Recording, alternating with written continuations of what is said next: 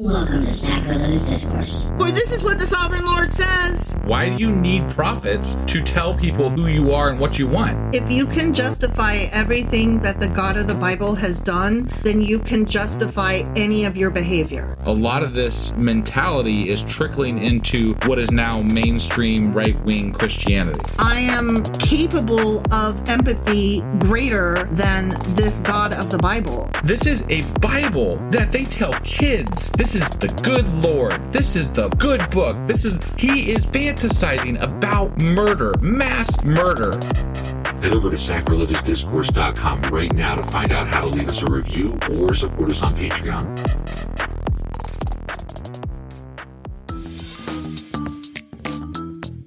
Hey there, sinners and saints. It's your favorite Bible-bashing duo from Sacrilegious Discourse, and we need your help. That's right, folks. We're raising funds for some heavenly equipment and a studio that doesn't sound like it's in the depths of hell. Our current setup, let's just say it's more apocalypse than audiophile. So if you want to hear us dissect the Bible without the background noise of demonic squirrels, chip in a few bucks. We're aiming for $5,000 to upgrade our audio and build a studio worthy of blasphemous banter. Donate today and help us spread the good word of atheism. You can find a link right on our homepage, sacrilegiousdiscourse.com. Every dollar counts. Even if it's from your collection plate. Husband. Wife. Okay, I got it out that time. I tried to call your name and it came out kind of like husband. Which, I mean, that kind of tracks because my your voice has been kind of wonky lately. Yeah, my throat is your still recent sicknesses. Yeah. And for those of you who didn't join our special episode that we put out yesterday, wife is back, and sorry for the absence. Yeah, I had a running fever of between 99 and 102 point something degrees for about 4 days, and my throat was so painful that I was crying, and it was bad. It was terrible. Swelled closed. It was all the bad. I had to go to the emergency room. Yeah. It was painful and horrible, and I'm back. And so, yay. And so that is why my voice went, husband. So, anyway, do you know what we're doing today? Well, so it was last week at this point, but the last time we were doing a episode about the Bible, it was, oh shit, what book are we in? We're in Ezekiel. Yes. Yeah. Sorry, I knew what chapter, but I couldn't remember what book. We're in Ezekiel. We were reading Ezekiel chapter 30. Yes, that is correct. And in that chapter, God, do tell me what happened because I really don't remember. Well, it was like the second part of a two-part thing where God was chastising Egypt for not doing things correctly, I guess. So anyway, that was, and then the prophecy it was going to be wrong because God was like, this is going to happen for like 40 years. You're going to be dispersed for like 40 years and y'all are going to be torn apart and scattered and all the wonderful shit, right? But the thing is that in history, during the time that Nebuchadnezzar was fighting them, they never fully conquered them. And so therefore the prophecy in the Bible is wrong. It's wrong. So that's what happened. God was wrong last time. God was mistaken.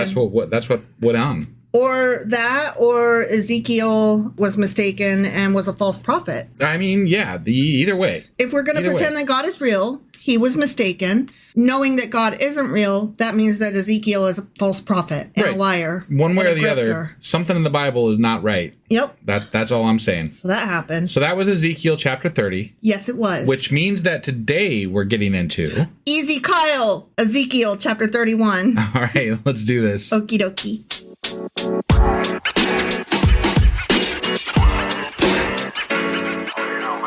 All right, we are jumping into Ezekiel chapter 31. All right.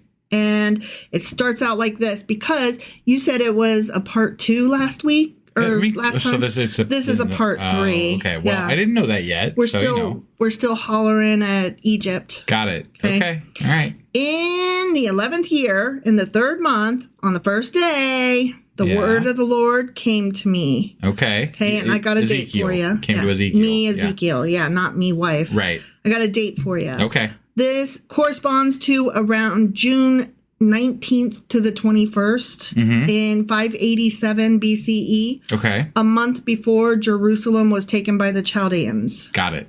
All right. Yep. So this is what God says. Okay, ready? I'm ready. Son of man. You mere human. You fucking worm. Say to Pharaoh, king of Egypt, and to his hordes, who can be compared with you in majesty? Because, you're awesome, right? Right. Right? Love you, Egypt. You're so fucking cool. Yeah. Right? Yeah. Consider Assyria, once a cedar in Lebanon with beautiful branches overshadowing the forest. It towered on high, its top above the thick foliage. The waters nourished it. Deep springs made it grow tall. Their streams flowed all around its base and sent their channels to all the trees of the field. So it towered higher than all the trees of the field. We're talking about Assyria right now, right? Yes. That's okay. Just making sure. Yes. I just wanted to verify. Yeah. I actually have kind of a note about that. It's not a big deal, but this is less a geographical note because he's like saying, consider Assyria that was in Lebanon, right? It was a tree in Lebanon. Sure. The reference to Lebanon is actually a metaphor, not a locational statement. Okay. Because Assyria was a superpower which fell into the hands of the Babylonians, and their influence in the region, of course, now had waned. Yeah. And he's talking about this tree, this beautiful tall tree that eventually fell. Which is Assyria. And so he's saying you're going to follow next. this. Yeah. Right, yeah. So that's what he's saying. You're so awesome. You're also a beautiful tree, just like Assyria. And guess what happened to them? Yeah. So that's what this is. All right. Okay. Yep. All right. So he's talking about this great tree that towered high. Its boughs increased and its branches grew long, spreading because of abundant waters. All the birds of the sky nested in its boughs. All the animals of the wild gave birth under its branches. That is a lot of placenta under one fucking tree. Yeah, it seems like that might be a little gross after a while with all that afterbirth and everything else to be just sitting around. I'm going to say that didn't happen because that's kind of grody. All the great nations lived in its shade. Oh, the metaphorical tree. Okay. All the great nations, huh? Yeah, because... So wait, but this was Assyria, so, I mean, like, he's using Assyria as a metaphor as to what's going to happen to Egypt. So all the great nations lived in the shade. He's saying even, Jerusalem and Israel and all that lived in the shade of Assyria because they were, the greatest... I don't understand. Like, he's talking about how great a nation, how large and powerful. Okay, all right. And that... they controlled the area. And so trade kind of happened because of them. Got it. And then even they fell. Yeah. And you better watch out now, Egypt. Yeah. Okay. Yeah, because right now Egypt is the great power. I feel like them giving this extra emphasis to how powerful Assyria was kind of diminishes the importance of, Jerusalem and Israel in some regards. Yes and no, because Assyria was a huge nation. Sure. Huge. Whereas, Jerusalem was the city, the capital city of Judah. Right. And Judah was a very small area, comparatively speaking. No, you're absolutely right. We're talking about an empire versus a small little kingdom. Right. I guess I'm more speaking to the idea that God's influence did not make Jerusalem as powerful as some of these other people, right? Like, it's not a matter of whether or not they were or weren't, right? Sure. It's a matter of this God apparently doesn't have the power to make his own people the most powerful people, right? Yeah. That's where I'm like, and that when they moved, this is weird. When they moved into the area, it was supposed to be their promised land, and they were supposed to wipe out all the people who lived there. Yeah. Which some Assyrians did. Right. And so it's like, wow, you guys are totally small compared to this huge empire, and you did not stand up well against her. Right. That's I see all what I you're was saying. commenting on. No, I see what you're saying. I'm looking at it more from the matter of fact, this is the way things were. The lyrical part of it too, though, the metaphorical part of it, not the how it actually was. Right. No, I got it. I guess it was just the matter that this is God speaking about, this other nation as great. And that part to me is interesting insofar as they're not God's people. So that alone, admitting the greatness of this other nation or any other nation is a little bit odd. It is interesting that he can recognize greatness in anybody but himself. Yeah, no, I'm for 2 seconds right now in this only time as it and place. suits him, right. Only because it's convenient to do so. Yeah, because he's like, they're so great and they died. Like, wow. Okay, thanks for that. All the great nations lived in its shade. It was majestic in beauty with its spreading boughs, for its roots went down to abundant waters. The cedars in the garden of God could not rival it, nor could the junipers equal its boughs, nor could the plane trees compare with its branches. No tree in the garden of God could match its beauty. Wow. The garden of God is another term for Garden of Eden. Sure. FYI. But that's again. Yeah. I'm like, what the fuck is this? This is God admitting somebody is greater. Mm-hmm. I understand that it's a metaphor to say that this great thing is going to fall. But that is very complimentary, even in a metaphor. Yeah, but to admit that as you didn't have the best, you weren't the best. I don't. It's interesting to me. It is. This is interesting to me. It is. I made it beautiful. Oh, I made it. Okay. Okay. I take it all back. Fuck you, God. He's not saying that they're God. I made it. Right. Don't forget, yeah. I made everything. He made everything. Yeah, I forgot. I'm sorry. My bad. I made it everything, but he didn't give his garden or his people the most beautiful or powerful things. Clearly. So. Because Assyria got it. Yeah. So how'd that work out? Well, fuck you, Jerusalem. Right? I made it beautiful with abundant branches, the envy of all the trees of Eden in the garden of God. I'm still kind of blown away at the wording. This was my favorite tree, and I didn't give it to you. Right. Wow. Yeah. Therefore, I'm sorry, I read that all wrong. Did you? Okay. I did. Yeah. Therefore, this is what the sovereign Lord says. Because the great cedar towered over the thick foliage, and because it was proud of its height, I gave it into the hands of the rulers of the nations, for him to deal with according to its wickedness. I cast it aside, and the most ruthless of foreign nations cut it down and left it. Its boughs fell on the mountains and in the valleys. Its branches lay broken in all the ravines of the land. All the nations of the earth came out from under its shade and left it. All the birds settled on the fallen tree, and all the wild animals lived among its branches. Okay. Therefore, no other trees by the waters are ever to tower proudly on high, lifting their tops above the thick foliage. No other trees so well watered are ever to reach such a height. They are all destined for death, for the earth below, among mortals who go down to the realm of the dead. Okay. Dead. Yeah. Dead. This is what the sovereign Lord says. Okay. I thought he was already saying stuff. He says, I said. He said. Right, yeah. Remember we talked about this. He's the OG Foghorn Leghorn? Yes, he is. Yes. He is. So on the day it was brought down to the realm of the dead, I covered the deep springs with mourning for it. I held back its streams, and its abundant waters were restrained. Because of it, I clothed Lebanon with gloom, and all the trees of the field withered away. Okay. I made the nations tremble at the sound of its fall when I brought it down to the realm of the dead to be with those who go down to the pit. Then all the trees of Eden, the choicest and best of Lebanon, the well-watered trees were consoled in the earth below. This is getting into some, talking about Hades or whatever bullshit. Yeah, it's a little interesting. Yeah. For sure.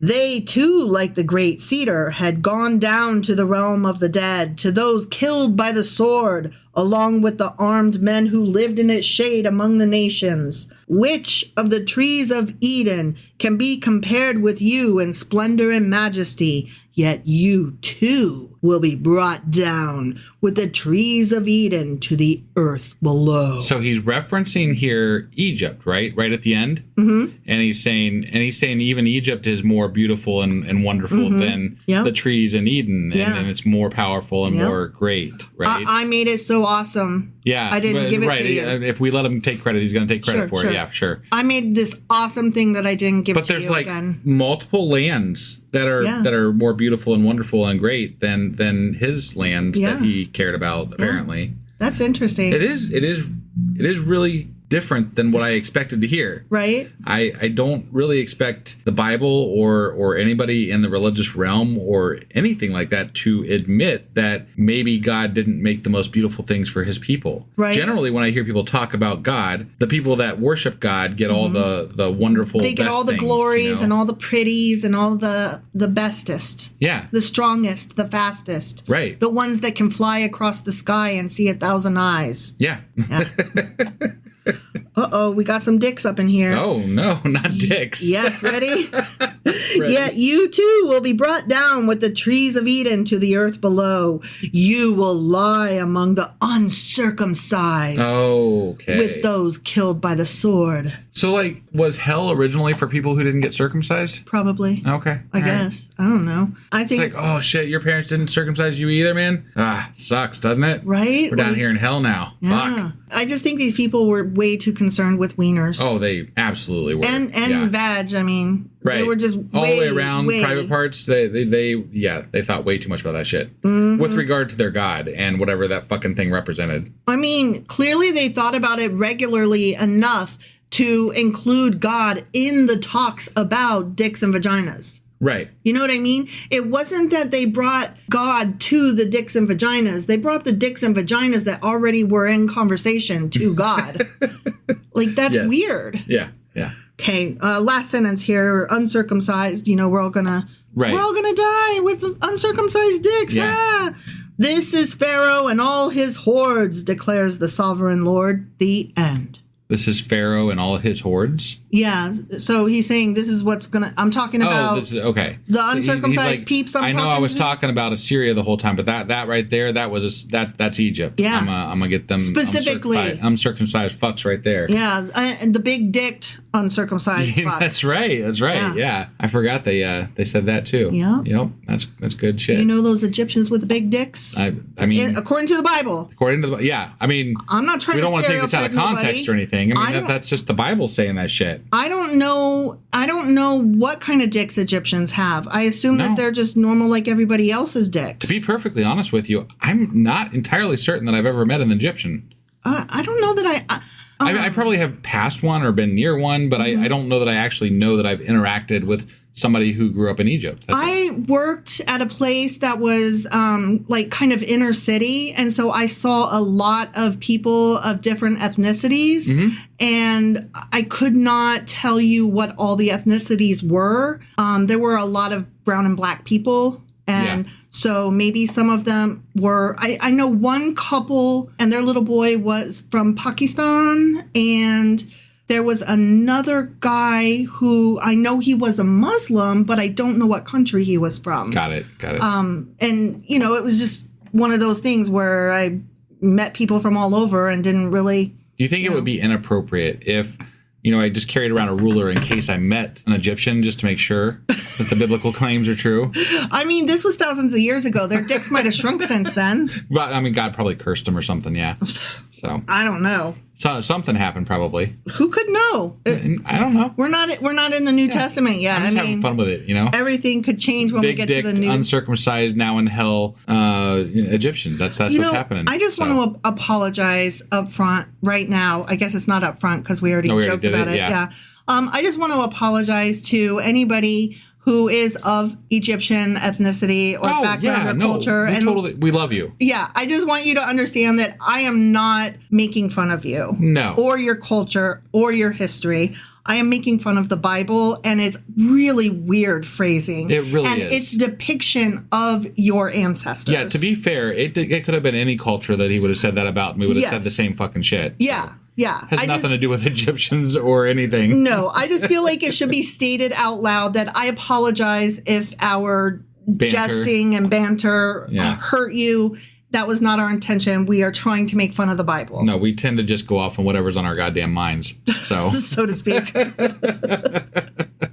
All right. Well, that's all I have for today. All right. Well, that was Ezekiel chapter 31. Sure as fuck was. We are so excited to be back on the job with our podcast here and happy to be back with you all. Yes. Which means that we'll be back. Actually, we're going to be back later today because we're trying to get back on track with the 5 per week. And we did a special episode yesterday with the Louisiana Ten Commandments in the school. Yeah, if you didn't listen to the episode, go back and listen to it. Highly recommend because it's basically like a Patreon episode, but it's available for everybody. Yeah, and also for those of you who don't know, I have recently started a Substack for our podcast. So that's basically like a newsletter. And about once a week, maybe twice a week, depending on what's going on, I'm going to be sending a Substack out to everybody with just updates or something that I want to write about or whatever strikes my fancy pretty much. But it will include updates about the podcast and different things like that. So head over to our website at sacrilegiousdiscourse.com.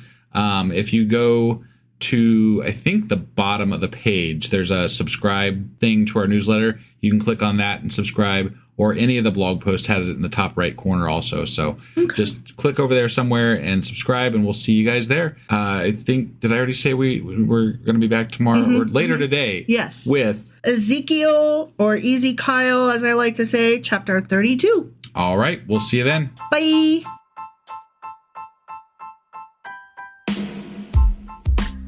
Hey, wife, I guess that's the end? But husband, that's just sad. It doesn't have to be. We are on lots of social media platforms like Twitter. Our handle there is sacrilegious_D. For D's nuts. Oh my God. Stop doing that. Anyway, we're also on Facebook, Instagram, and Pinterest. There's a link to all of our social media sites at our website. Ooh, we have a website? Yeah, it's sacrilegiousdiscourse.com, where you can also find a link to our merch shop. We have a merch shop? Yep, we have podcast-themed clothing, mugs, notebooks, and more, as well as an atheist and science-themed products. Wow, our fans should really go check that out right now. Definitely. They can get in touch with us by sending an email to sacrilegiousdiscourse@gmail.com. But before they do that, we could really use some help. Oh yeah? With what? Well, it's not free running the podcast, and we need some financial support in order to get better equipment, which will free up time so we can concentrate on our podcast and our fans. Okay, so what should they do? Head over to patreon.com/sacrilegious discourse and sign up as a contributor on our podcast. Supporters there receive additional bi-weekly episodes that we record just for our Patreon members for as little as $2 a month. Also, we'd really appreciate it if you would like and subscribe on whatever platform you're using. And Apple Podcast reviews help us out tremendously. Like and subscribe. Leave an Apple review. Join us on Twitter. Support us on Patreon. That's a lot of instructions. Don't forget to say thanks. Thanks. Okay, bye.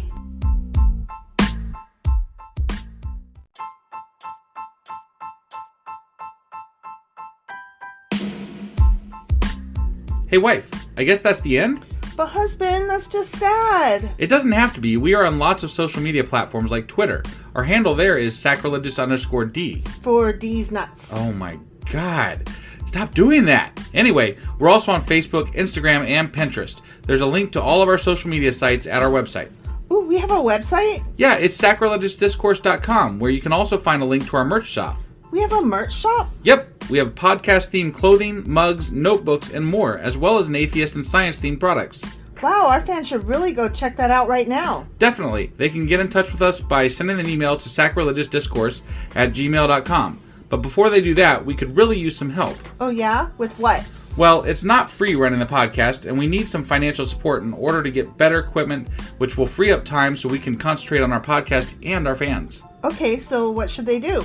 Head over to patreon.com/sacrilegious discourse and sign up as a contributor on our podcast. Supporters there receive additional bi-weekly episodes that we record just for our Patreon members for as little as $2 a month. Also, we'd really appreciate it if you would like and subscribe on whatever platform you're using. And Apple Podcast reviews help us out tremendously. Like and subscribe. Leave an Apple review. Join us on Twitter. Support us on Patreon. That's a lot of instructions. Don't forget to say thanks. Thanks. Okay, bye.